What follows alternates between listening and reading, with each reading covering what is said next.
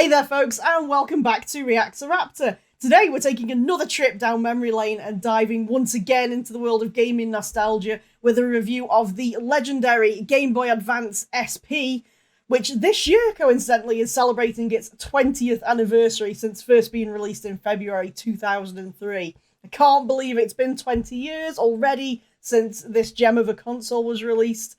So get ready to dive back in with me and relive some of the golden era of gaming. I'm Reactoraptor, this is Raptor Reviews, let's get into it.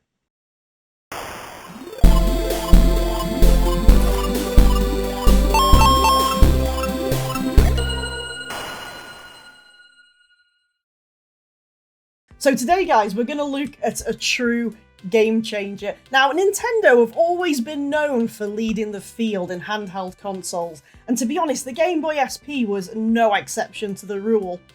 So when it was first released in 2003, not only was it one of the lightest consoles on the market, but it was also one of the smallest, and it was one of the first and only to do the clamshell flip form factor as well, which became a very key part of its design and a key part of its popularity, because it brought a whole new portability to handheld gaming.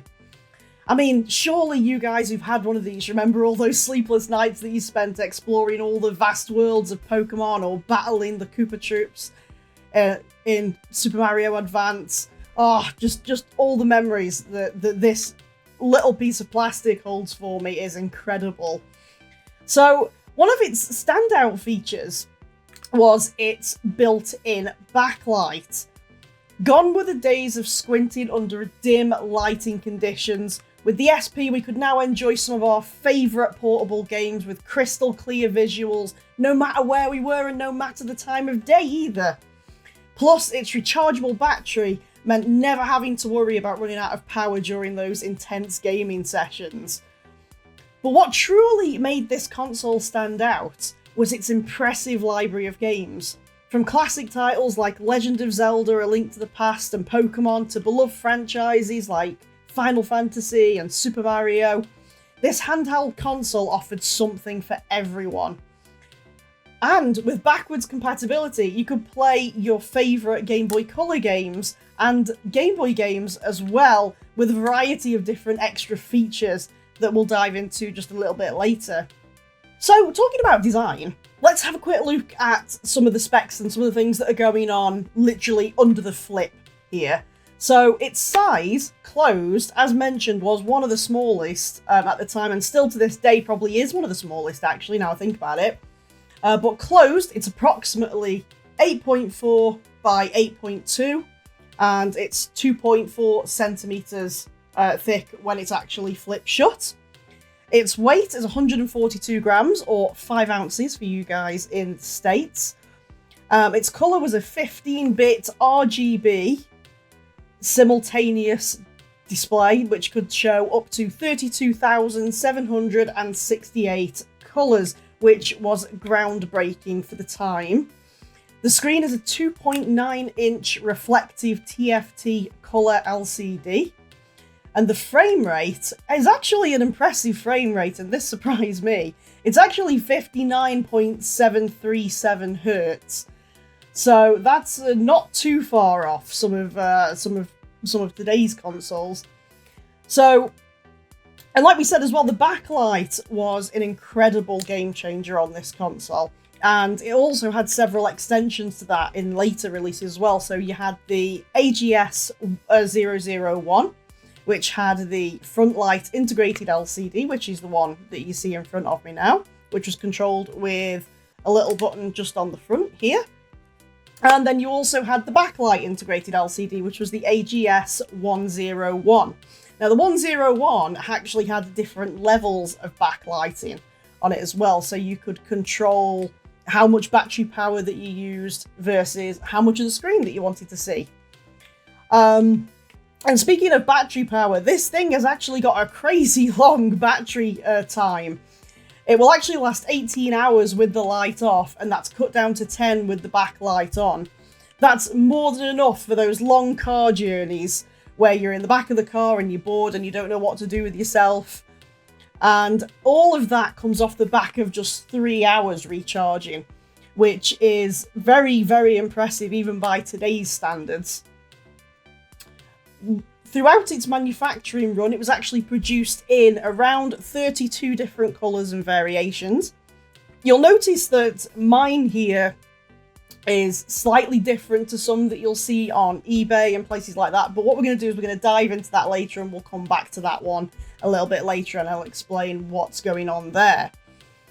So by the 31st of December 2008, which is when this console ended its manufacturing run, it had already sold 43 million units worldwide, making it one of the most popular to date.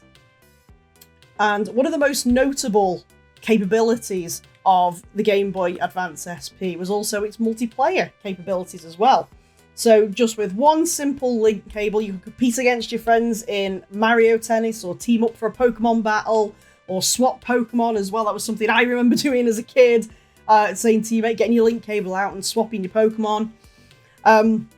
So it also allowed for you to finally integrate with your friends' consoles, which has become the cornerstone of modern day gaming.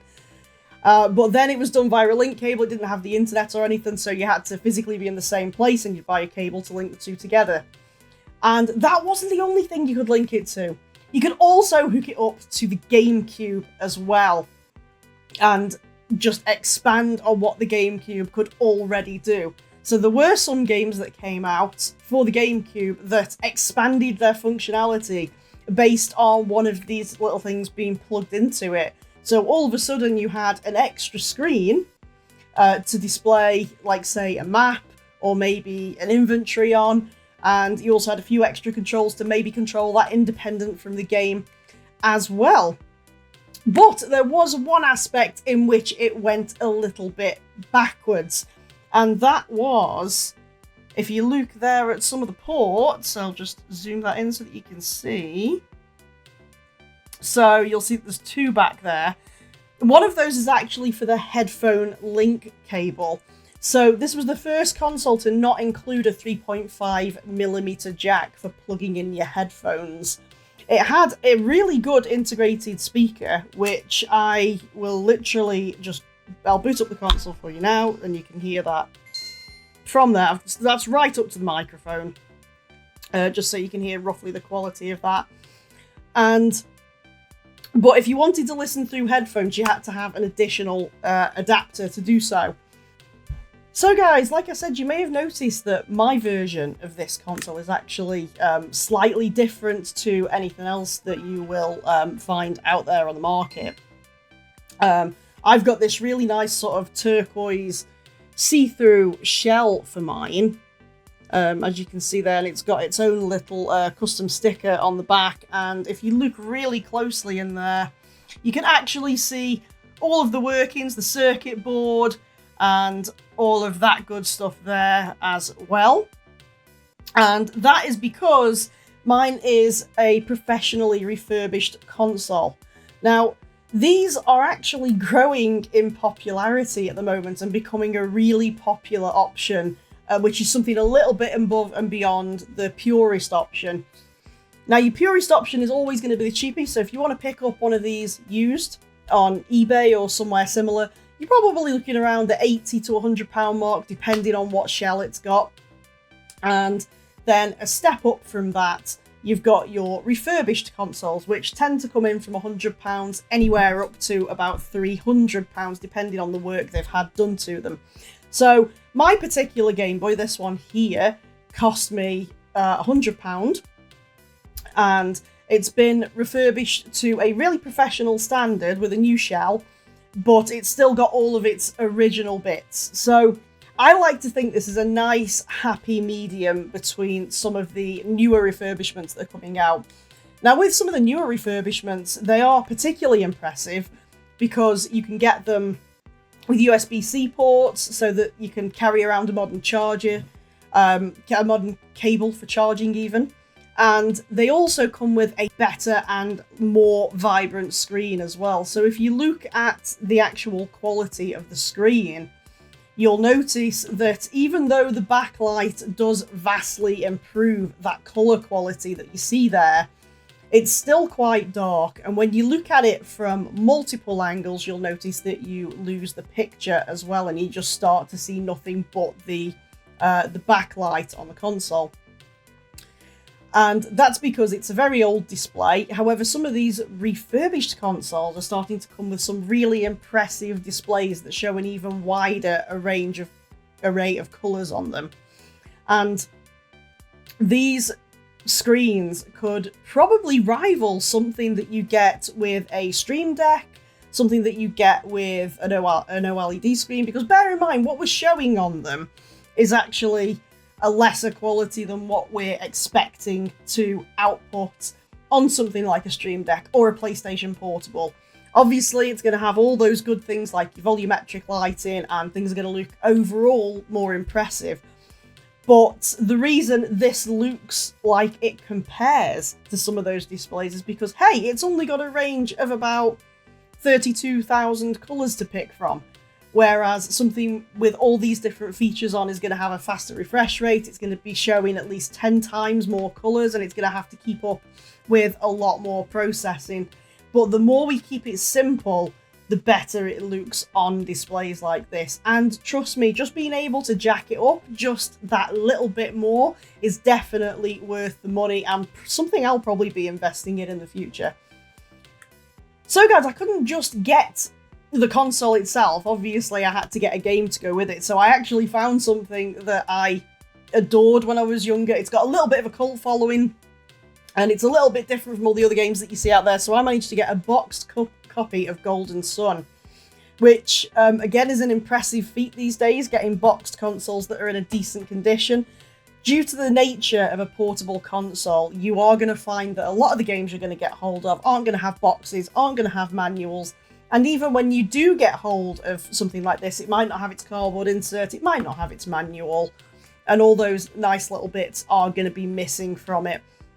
But this particular copy, even though it is a little bit dog-eared around the tops here, and also sort of around the sides, it's still in relatively good condition here. So you can see the back there, and if I just show you the front, I mean, the colour's not faded on it, it hasn't been left out in the sun. We'll do a sniff test to see if it's been kept in a smoke-free home, which, yes, it appears to be. I can't smell any smoke on that. And it comes with literally all of its innards, which was particularly impressive. And there's one thing, I keep finding these when I keep buying these retro consoles. I don't know how I keep finding these, but I'm glad that I have. And one day I am going to make a display of them because they are so cool and they get me so excited. But I have the original poster, like with the Mega Drive, that came with the game, that shows you all of these different classic games that came out on the Game Boy Advance at the time. And then on the back there, we've got a little bit of a something about the link cable as well. And obviously this must be from an older run as well, because as you can see, it's got the Game Boy Advance on there and not the SP that it was marketing at the time. So that was a nice little special find. I know, I'm sad, but I love finding these little things like this and the warranty card. And look, yes, I have one of them too. I have a warranty that's in the box. I just keep dropping on these. It's also got its instruction book as well, which again is in good condition, which again, yeah, smells relatively new. Smells a little bit of food, but you know, I'll forgive that. All the colour's still good inside. I haven't got pages falling out. It's not that dog-eared either. You can tell it's been read, it's been bent, it's been scratched a little bit. It's just going to focus that. There we go. So you can see it's got a big scratch across there, but that in the grand scheme of things, that really isn't too bad. This has clearly been owned by someone who has taken relatively good care of it. I think one of them is falling off now because I've recorded this video a couple of times because the first one didn't go right. So I think any damage it's got now, I'm causing at this point. And we've also got the actual cartridge in the game as well. Which has got a really good label on it, and if I just tilt that up to the light there, you can see that it's still got its number on there, which we'll talk about in a second as well, that 23 that you can just see there. No chips or anything on the cartridge, no sort of big dramas there either. Still got all of its screws, which is good. And that's something to look out for when you're getting these games. Make sure they've got their screws, make sure that the plastic casing isn't damaged or bent or scuffed too much. Because, yeah, I mean, these games are pretty solid and they will work, but eventually one day they will stop. And you don't know what kind of pressure is going to be sort of the straw that broke the camel's back with it, to be honest. Golden Sun was an RPG game that came out around the time of the Game Boy Advance, roughly when that was released.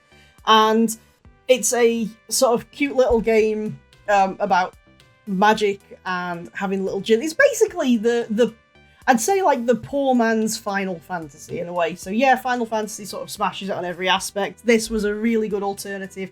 Maybe if you'd played Final Fantasy a few times, got bored of it, but you wanted to move into something that was kind of in that area or in that vein. It had the same kind of vibe. Also had the same kind of vibe to something like Pokemon, where you'd go through, you'd level up, and then get into these little turn-based battles as well. And speaking of Pokemon, no collector's collection of Game Boy memorabilia would be complete without at least one Pokemon game.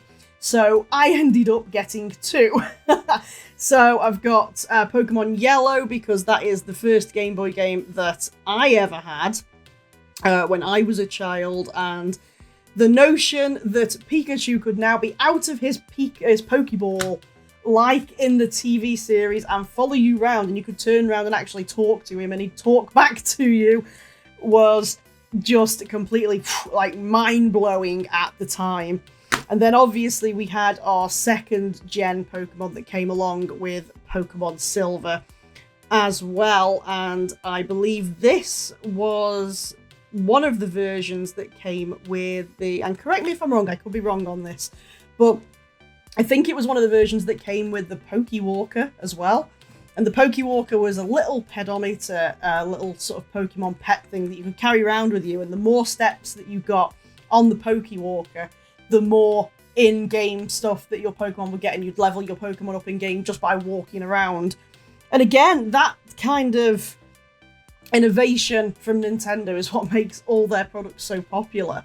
Yeah, they're a little bit quirky. I mean, look at the Switch. It doesn't know whether it's up, down, left, or right. I mean, the GameCube has one of the weirdest controllers on the planet, as does the N64.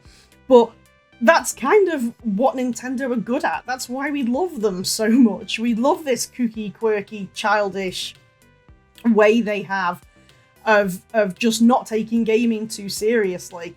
So yeah, they might not be in the same league as like the PlayStation or the Xbox, but they're still a fantastic alternative if you are just looking to sit and drop off at night and just play something in bed, which is one of the things that I've actually been using this for.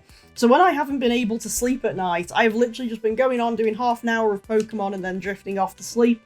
I also had a long car journey that lasted over about 8 hours, and this had me riveted for a good portion of that 8 hours. I had my Switch with me in my bag. This is the crazy thing.